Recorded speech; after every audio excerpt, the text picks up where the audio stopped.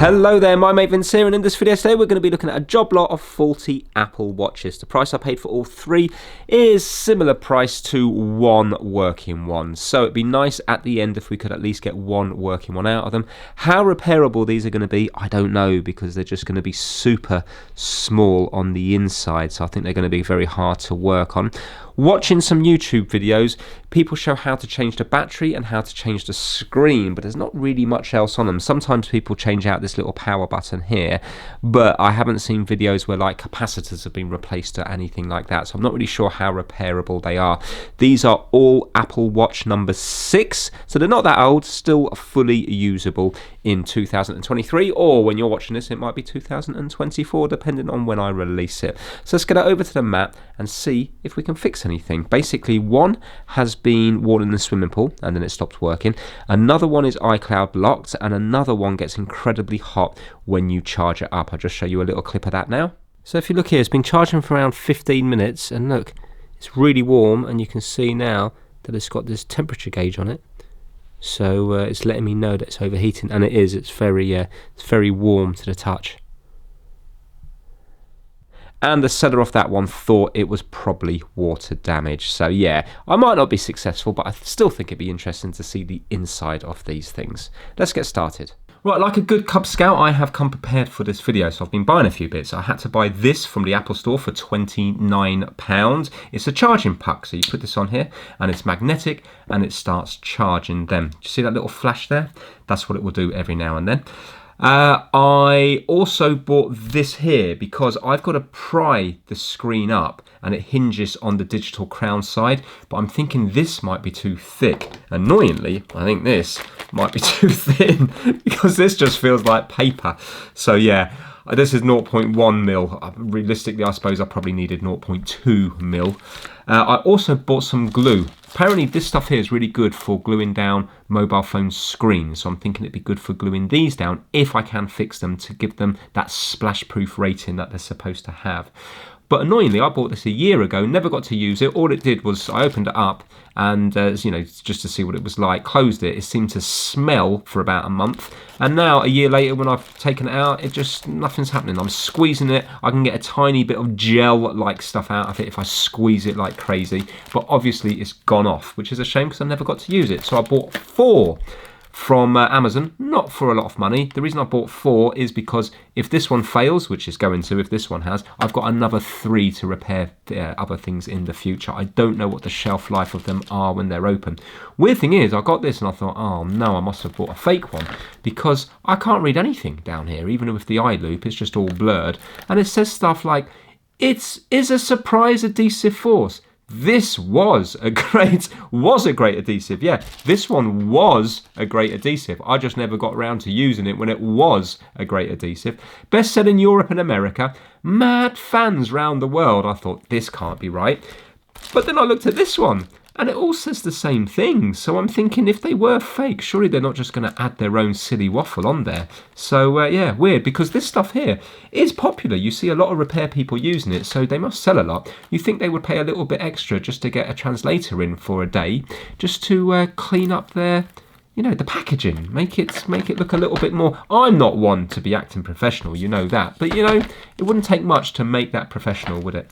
Anyway, apparently it's good stuff, so who cares? Right, let's get started. So basically, the water damage one, the heats up like crazy. One's iCloud locked, so that can only be used for spares. And this one here doesn't do anything, but occasionally it will do that little flash or little lines or something.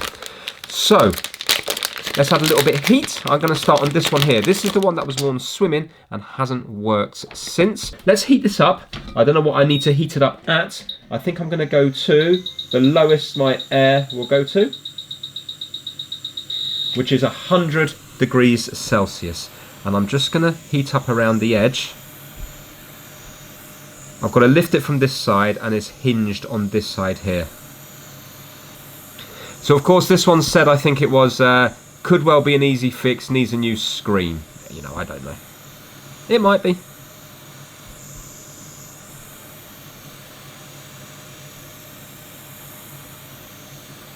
This is a nice blue colour. The others look like they're some sort of rose gold, and they're all 40mm. I personally prefer smaller watches because I'm not a very big guy and my wrists are not very big. Saying that, this moon swatch here is, I think, 42 or 43mm, but because it's got so much bezels and stuff around it, the dial itself doesn't seem that big when you're actually wearing it.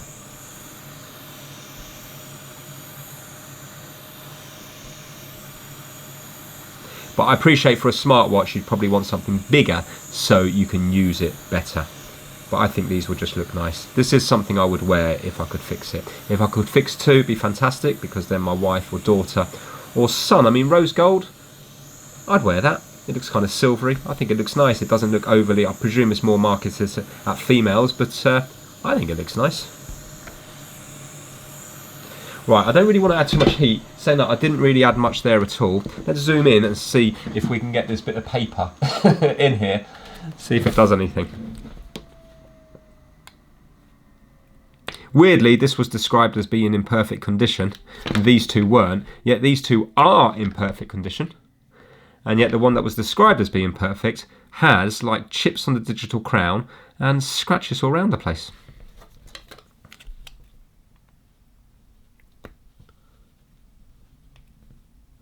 Okay, well it has got in there, which I would have thought it would have.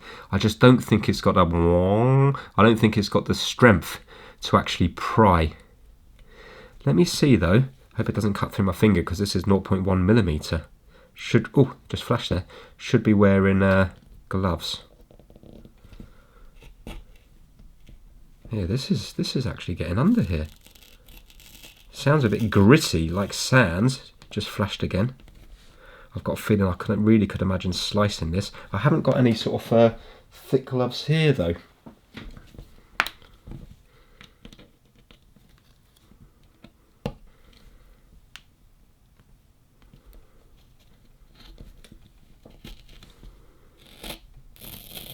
Oh, that was a good one. That was good around that corner. I wonder, is that boot looping, or it's kind of weird that it's flashing.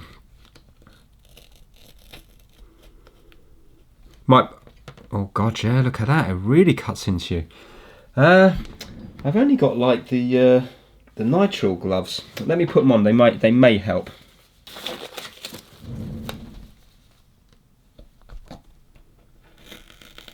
Right, I've got to be careful on this side here, because this is where the ribbon cables are. Look at that, I'm under it now. This should be lifting up. No way, the tools, oh my word, the tool's worked. The tool has worked. Why are you not lifting this side? Where's the ribbon cables? Oh, they're all the way up there, there's 3. Just try to go a tiny little bit. Well, fair play to this tool. It did the job. I didn't think it would. Come on. Why are you not lifting up?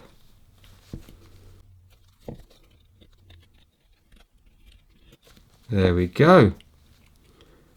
We're in. We're in.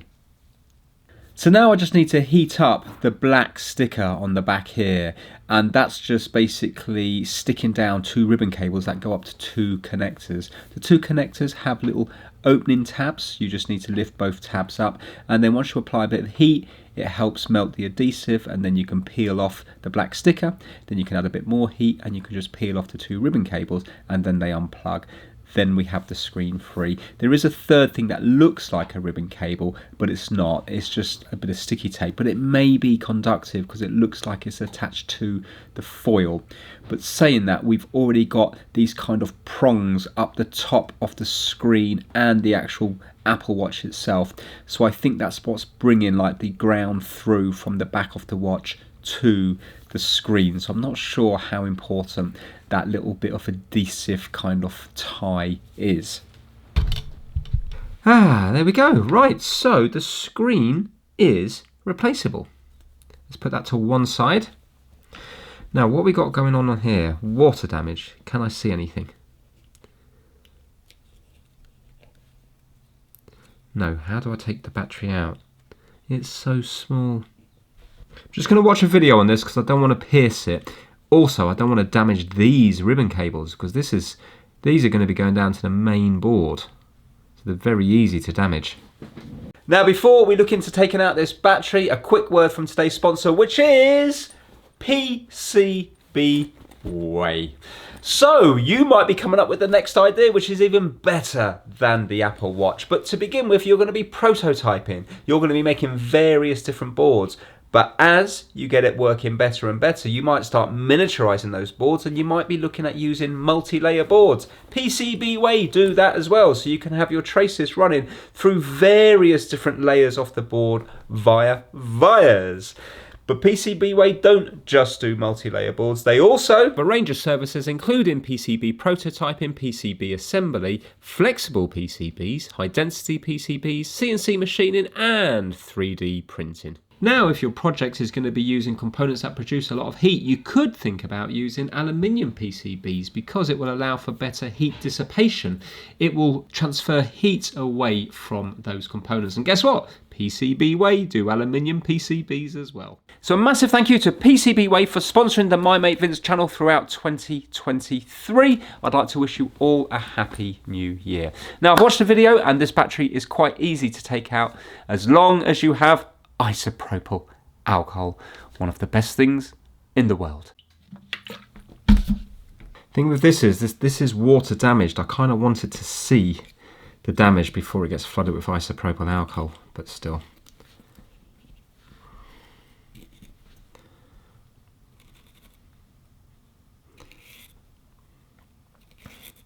It says water damage. I just can't see anything here unless it is just damaged the screen. I wonder, is it just a screen fault? Right, okay, that's in. Apparently there's a little connector just here.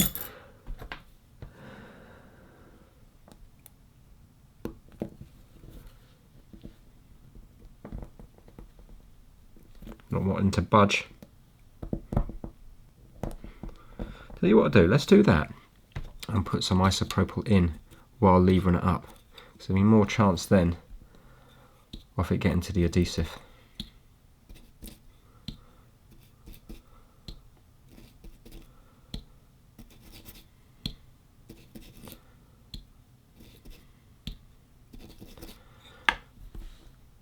Oh yeah, look, it is lifting, look at that. Hope I don't break the connector. Look at that, see that? Wow, isopropyl, did you see? It just look at that, it really has eaten through it.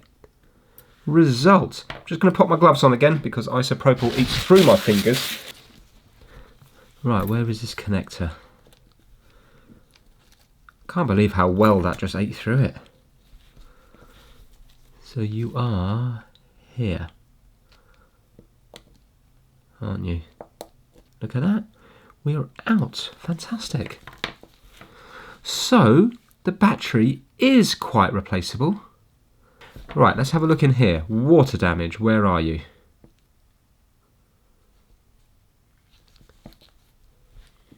I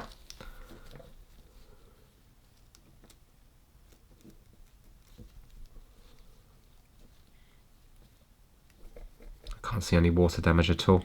I'm wondering if it is just a screen problem. Well, I'm going to say that this hasn't been opened up before because the whole opening process, it didn't seem like, you know, the adhesive, everything just seemed original. So I think this is an honest buy here.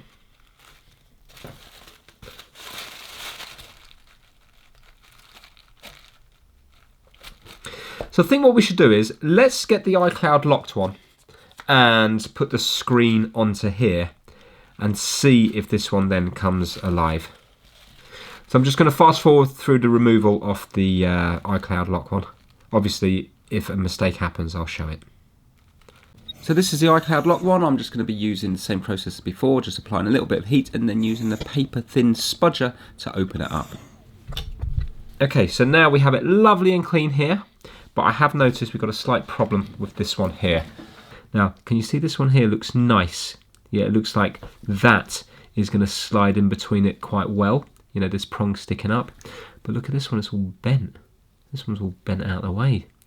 And on the suspected faulty screen, they're both nice. So I mustn't have pried it up. I must have lifted it to one side more than lifting it up. So now what's happening here? So I have to try to bend this across. Just going to flatten that in case I break it. I don't think this bit's majorly important. I think maybe it's just bringing the ground in, maybe for some kind of like interference from the back of the watch to the screen of the watch. So even if it was bent out of place, it's still connected on the other side. So I presume the grounding is going to get all the way through the front screen anyway, as long as one of them is connecting. There, does that resemble the other side? Yes, it does, doesn't it? I think that will go okay. I think that will go in between there, hopefully. Right, let's connect it up, but not put any glue in it yet. So now we need to, what should I do? Should I put this battery back in for the time being? Or should I'll put the screen in. So whilst we're putting on the iCloud locked good screen onto the water damaged watch and also popping the battery back in, we'll shout out the My Mate Vince Massive. The members this month are kitdigital.com, Kip Hakes, Max Rokotansky, Chris Seal, Felipe at MrKeeps.com, DJ VG, Pixie, Anthony Dean, Bazza2, Ross Melanson, Gaspar Heller, Rickard Bergland and Soul Reaver 555. There we go, I'm in. Right, we are in. We're in there. And we got this on here. Let's pop it on the charger and see what it's doing. Is it going to do the same, or is it going to come to life?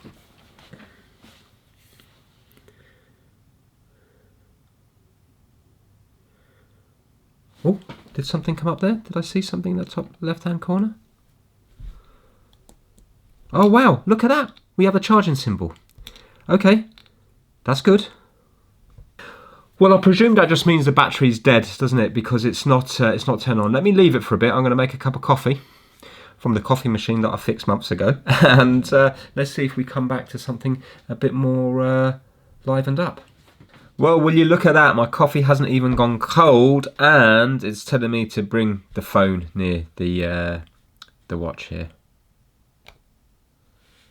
English. Right, touchscreen's working. Open the Apple Watch app on your iPhone and tap to start pairing. Okay, so what we're going to do with this, because I can't be bothered to set it up right now, let's put it to one side and let's start working on this one, because this one might be more interesting, because the screen's definitely working, because we've seen that temperature gauge on it. But it's getting incredibly hot. So I wonder, could this be... Imagine if this was battery related and I could pop the battery out of this, put it into here, and then I'd end up with two working watches, which would be fantastic. This one here as well looks to be in very good condition. The screen on this one is quite scratched up now that I'm looking at it. It's not the best screen, but they're not plastic, are they? They're glass, because they do smash. So I'm not going to be able to polish that easily. Well, it'll be a nightmare to polish basically, but with plastic it's so nice, you just rub them over and it's with something like Polywatch, and then it will be okay. But with this one here, this is glass. Right, let's leave that to one side, but that's good news. Right, we're going to take this apart in the same procedure as the other ones. So the screen removal worked first time and second time, and again, third time it worked again by applying a little bit of heat and a paper thin pry tool. But we know that this screen is working because I've seen a temperature gauge on it before, but I'm thinking it's battery related, that the battery's getting too hot. So what I'm doing is I'm using the isopropyl alcohol to remove the battery out of this one, the one that heats up, and also the iCloud locked one that we're using for spares, and then hopefully the battery from the iCloud locked one will be working okay. We can put it into this one and then we can see what it's doing. So I'm going to pick up the video now when it's got the different battery in here but the same screen, and let's see what's happening. Okay, that is back on there now. Let's see what happens when we put it on here. Is it going to do the same as it did before? Apple logo, I think it did that before. No, it never stayed on that long before. I think that might be, or did it? Oh, I'm getting confused now. No, I think it kept boot looping. Was that a boot loop there?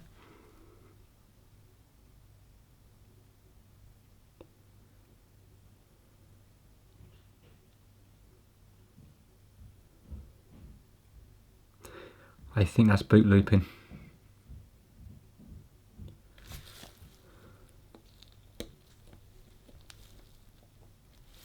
I'm just going to do a little Google check and see what it means when the Apple logo keeps coming up and then going off again.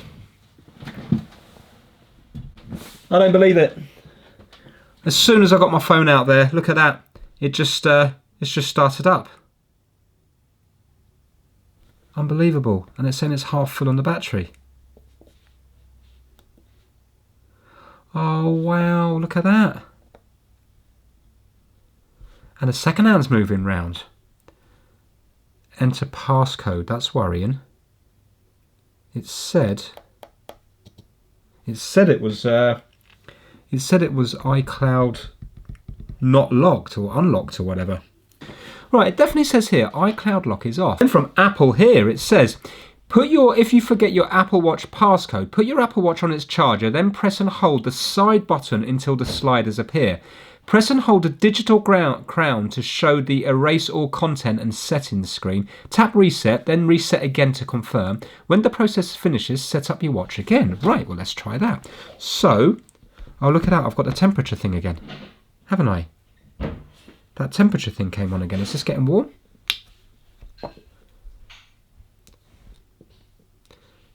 It's getting warm. Not as warm as it was before. Well, it definitely didn't turn on before, unless of course it's not charging the battery properly. Maybe the charging circuit's gone. I mean, look, it's got a temperature thing on it, hasn't it? Right, so put it on its charger.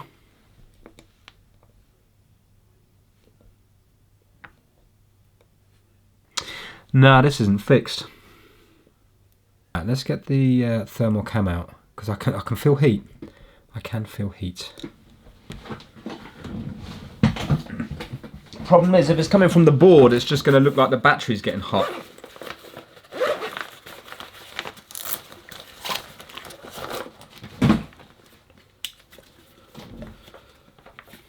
Right, okay, let's see now. Open this up. Right, so it looks like we've got quite a bit of warmth here. Actually on the screen. Could the screen be putting a fault on it?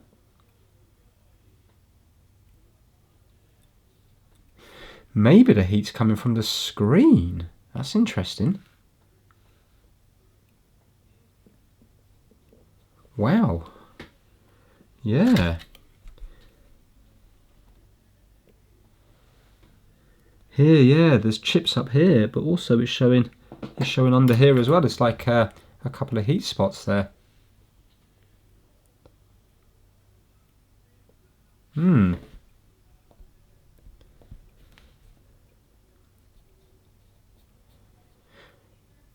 Wow, maybe it's a screen problem. Because it looks, I mean, I can see a bit of warmth down here. Down in here.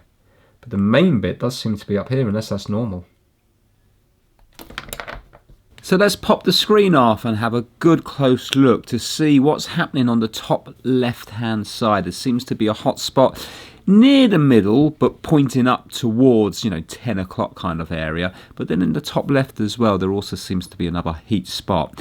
And that's hotter than any other part of the watch, which doesn't seem normal. So let's check it out. So we know the heat spot's coming from the top left and also the middle towards the top left of the screen. So the back of the screen just has loads of tape on it. We already peeled off some of the tape earlier to get the two ribbon cables out, but there's more tape up on the top left. So peeling it all back, still peeling it back, takes a while, and look what it uncovers. Yes, another connector. And if we look closely at the connector, what do we see? Yes, a huge amount of corrosion. So let's zoom in on the microscope to show you how bad this corrosion is. So as you can see, we do have a nice bit of corrosion there on the ribbon cable. So this wasn't the water damaged one. This wasn't the Apple Watch Series 6 that went in the swimming pool, but clearly it has had some sort of water damage, and it's just sat on this connector here. Now, this connector actually feeds the digitizer, because when you trace it back, it goes to the left-hand connector. So remember at the beginning there was 2 ribbon cables that connected the front screen to the actual Apple Watch itself. Well, the right-hand one must be to do with the actual display, and the left-hand one is to do with the digitizer, and then it goes round and it goes up to this connector here. So it looks like maybe one of the power rails feeding the digitizer has been shorting against one of the other rails, and I suppose it's just been kind of like bubbling away and burning away on those tracks there. The ribbon cable does look bad, but the actual connector itself is much worse. Annoyingly, this connector has 5 contacts at the top and 5 contacts at the bottom. Forget about the grounds on the extreme left and right, they're the ones in the middle. The 5 up the top are actually okay. It's the 5 connectors at the bottom that are completely burnt away from the actual board themselves. Now, when I say the board, this is all like flexible PCBs, so it's not that easy just to get those traces back. I do have to remove this connector. It's too far gone for me just to try to clean up the contacts underneath it, because at this moment in time it looks like there is no contacts there because they're completely black. So even though we will be able to clean the ribbon cable up, we're not going to be able to clean up the connector or the pads without getting full access to them. So I do remove this connector, and I spend ages scraping back these pads. The pads are still there, it's just they're all black from being completely burnt, and no matter how much I scrape back, they don't really go shiny, and I have big trouble just trying to get the solder to stick to it, because solder wants to stick to a clean surface. So even with flux, the solder's not wanting to stick to this charred mess. But anyway, I persevere with it. I'm scraping it back and forth, back and forth, back and forth with the tweezers and also with the soldering iron, just to try to get them clean. So basically, I need to put a new connector on. But that's easier said than done, because I haven't got any of these connectors spare. So I tried to take the connector off the faulty screen, you know, the one that was kind of flashing intermittently at the beginning, the actual water damage one from the pool. I tried to take the connector off that one, and I use low melt solder, but unfortunately when I take off the connector, it's completely and utterly gone. It's melted, it's snapped, it's a complete mess. And when I took off this burnt connector, it was already pretty burnt up anyway, but in taking it off, I've made that one a complete mess as well. Normally with the connectors like this, you need to heat it up from underneath, but I haven't got that luxury here. I can't heat it up from underneath because I'm just going to be heating up the glass of the actual display. It is possible to separate the display and the digitizer, but you need a special machine and OCA glue, optical clear adhesive, to put it back together and stuff. So it's not an easy repair to do unless you've got the specialist equipment. So unfortunately, I have to think about something else because I can't use these connectors. Good job, thanks. So this is what I'm thinking. First of all, I thought it would be nice if I could buy a connector, but this is the Christmas period. I'm going to be waiting quite a while for it to arrive. Also, what's the odds of it being the same size? I've got to work out the pitch of each one. There's got to be 5 connectors at the bottom, 5 connectors at the top, but yet they've got to fit a ribbon cable going in just from one side. I did have a look at a Nintendo Switch, and there's no connector on a Nintendo Switch or the Joy-Cons that mimic this one here. So I think, okay, well, why can't we solder the ribbon cable directly to the board? This never has to be undone. The only reason you would undo this is if you were to completely renew the digitizer without the screen. But because you need like a special machine to, I think it takes the air out so you don't get any bubbles or anything in between the digitizer and the LCD with the OCA glue type stuff in between it. Most people are just going to be buying a replacement screen from eBay. That may be from a watch which has an iCloud lock on it, or maybe a watch that's got a damaged battery or some other component inside the watch that's damaged, but yet the screen is okay. Because then it comes in one unit, the screen and the digitizer together.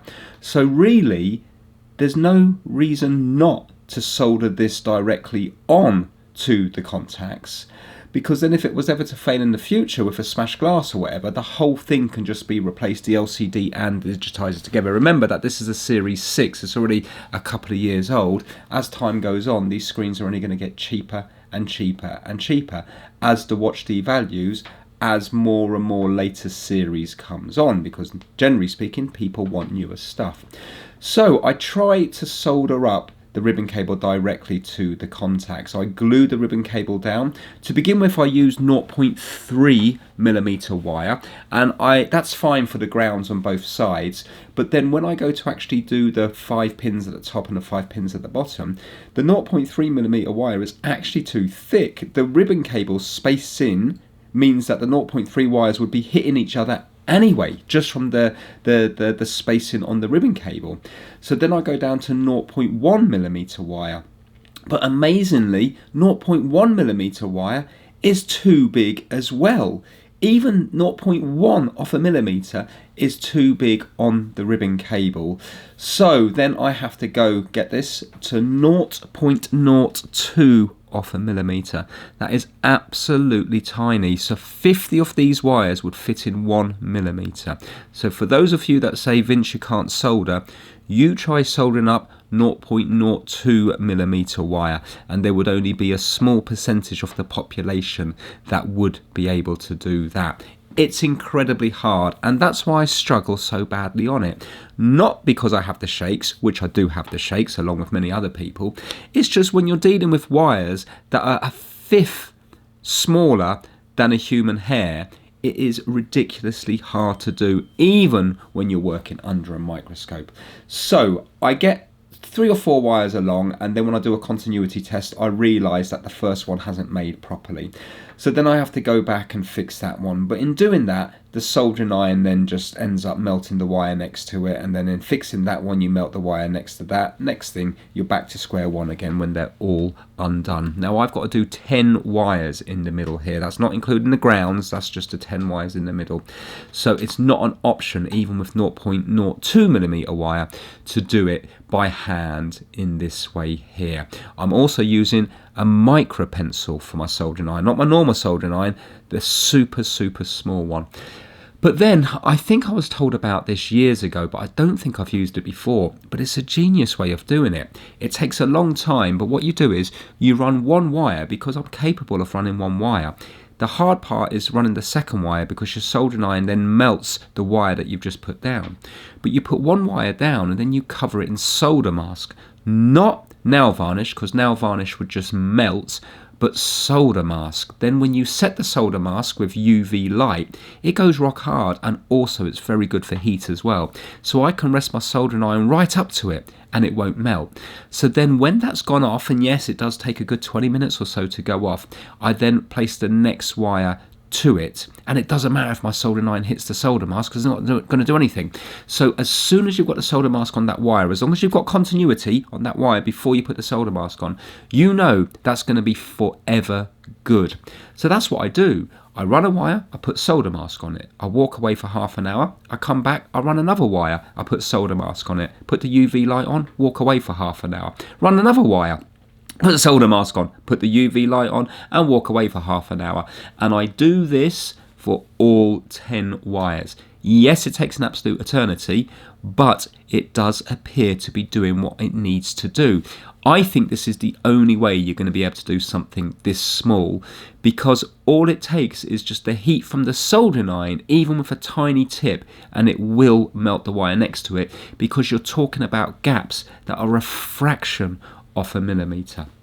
Anyway, amazingly, it goes well, and I'm happy with it. And before I do each one, I'm testing for continuity, and I definitely have continuity. So once all the solder masks put on it, there's no reason why it shouldn't be okay. So then what I do is I put them back together, I put glue around the screen and stuff, you know, the new glue I've got. I have to clamp the screens for a bit, because this glue, I think, takes, what you do is you put the glue on and then you need to leave it for about a minute or two, a bit like Boss Stick, and then you clamp the screen down. And really you're supposed to leave it 48 hours before it goes off. Now, I didn't leave it 48 hours, but I did leave it clamped on and off for well over 1 day, and the screens appear to be sticking. So I updated both of them. That took a long time. And now the next part of the video I'm going to show you is a few days later, where me and my wife have actually been using them. And yeah, I'll show you what's what. Now, you would think with all that butchery of the connectors that this would never work again, but somehow, against all the odds, it is working. Look at the digitizer. It's no longer overheating, and the digitizer is working. It's not 100% perfect. Down at the bottom here, nothing seems to happen, but it's okay because you can still get to what you need to get to. So for example, if I want to do my heart rate, I'm going to go in there, and as well as that, you've got things like Siri. So Siri, how many steps have I done today? As far as I can see, everything seems to be working. So 8,000 steps. This is your digital crown here. You can use that to move up and down, and this one here as well. So what I've done is, basically, my wife does want it. So this is the rose gold one. I've put the good screen on the rose gold one. This one down here is now working perfectly. Let me just put in the passcode. You don't have to have a passcode, but she set hers up with a passcode. And you can see there's a nice New York scene now. I believe that's the Empire State Building, isn't it? Yep. And if you have a look here, you can see digitizer here is working just fine. Yep. And digital crown. Yep. So that's all working fine. So that watch there is 100% working perfectly. And this one here, I would say, is kind of 90 to 95% working. What I did on this blue one, because it had so many dings in it, I used a little blue Sharpie, navy blue, and purple Sharpie. And everywhere there was a ding, I coloured it in. And I didn't care if I went all the way along it, because then I'd get my finger and I'd just wipe it. And most of the Sharpie would come off my finger, but there would be the bits that were dinged would cover. So the painted bits, the Sharpie would come straight off, but the bits that were back to aluminium seemed to just cover. And now obviously if you look under a microscope, it would look bad, but with the naked eye, I can't see one ding on this now. And this watch had quite a few dings on the digital crown and stuff. Now it's just looking really good. So I'm really happy with how it's come out. I can't believe that the digitizer has actually worked as well as it works. It really is a Christmas miracle. Speaking of Christmas miracles, the GameCube, that was another Christmas miracle. I met up with Hayley earlier to give that back to her, so massive thanks to Hayley. And it's lovely to have 2 Christmas miracles on the My Mate Vince channel in December. So that's, yeah, that's really, I've been very lucky with this here. I can't believe, honestly, I'm shocked that that soldering worked. Yes, of course, it would be better to put on a good new connector, but I didn't have any. Maybe they're easy to get hold of. If somebody knows for sure what it is, pop it down into the comments, because I think I may look at more of these in the future. But what I'd probably like to do is maybe look at a Series 7 or Series 8, because this is a Series 6. But yeah, I love it. I just want to show you a little bit of Snoopy. This to me is just lovely. It's like having a cartoon on your wrist. So I don't know if you are a Charlie Brown fan or not, but check this out. So he goes to sleep here. Can you see he's asleep on a kennel? And then when you wake him up, he does loads of different things. And there's lots of different things. And the great thing is he interacts with the hands. And that's what's nice, because it's not just the same thing over and over. Wherever the hands are, they will often do something like Woodstock or Snoopy with the hands. So watch this. So what's he going to do? Is he going to go off in the middle there? Okay, so that's not hand related, but a lot of them are hand related. There you go. You see he's kicking it there? Yeah, but obviously the hands are not always in that position, are they? So it's very clever. It's really well done. I love that one there. My favourite one by far is the surfing one. So I'm just going to quickly fast forward through it, but I do love that one as well, just to show you the surfing one.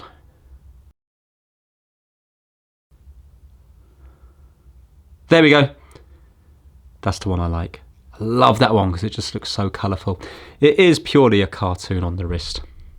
So there we have it. That would have never worked unless I used Solder Master. Solder Master allowed me to get 10 wires in the space of a couple of millimeters. So yeah, really very happy with that. Really good. Right, so just getting notifications through from from Emma's phone. So yeah, that is it. A real success there, because out of the 3 of them, I got 2 of them working. This one perfect, this one not quite, but good enough. And I've still got the third watch to use for spares, such as the battery, digital crown, button here, and also the case as well. So yeah, hard work, but a success story in the end. So yeah, so that is it. If I don't see you beforehand, I'd like to wish you all a very happy new year.